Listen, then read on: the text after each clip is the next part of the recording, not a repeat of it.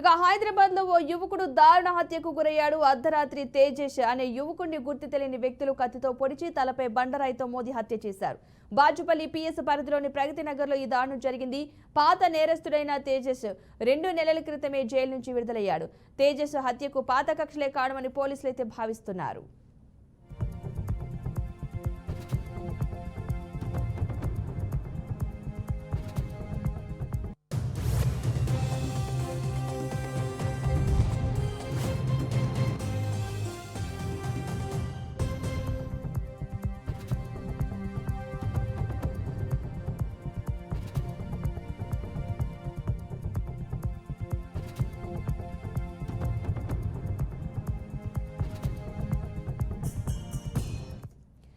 హైదరాబాద్ లో ఓ యువకుడు దారుణ హత్యకైతే గురయ్యాడు. అర్ధరాత్రి తేజస్ అనే యువకుడిని గుర్తు తెలియని వ్యక్తులైతే కత్తితో పొడిచి తలపై బండరాయితో మోదీ హత్య చేశారు. ఈ ఘటనకు సంబంధించిన పూర్తి సమాచారాన్ని మా ప్రతినిధి క్రాంతి అందిస్తారు.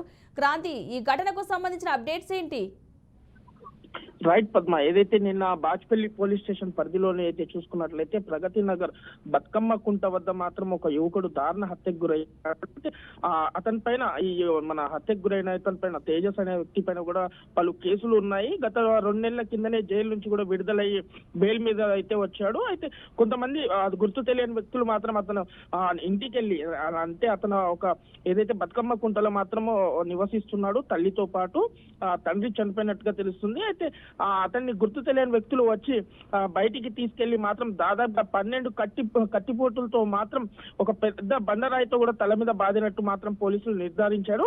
అయితే ఇప్పటి వరకు, ఎందుకంటే హత్య చేసిన వాళ్ళైతే పరారీలో ఉన్నట్టు తెలుస్తుంది.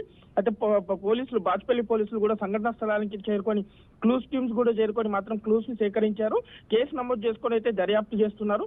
ఈ పోలీసులు కూడా ఇప్పటివరకు అయితే సీసీటీవీ ఫుటేజ్ కూడా పరిశీలిస్తున్నట్టు తెలుస్తుంది. ప్రస్తుతం అయితే నిందితులు పరారీలో ఉన్నారు. ఎవరు చేశారు ఏంటి అనే కోణంలో కూడా పోలీసులు విచారిస్తున్నట్టుగా తెలుస్తుంది Padma. Right, thank you Kranti.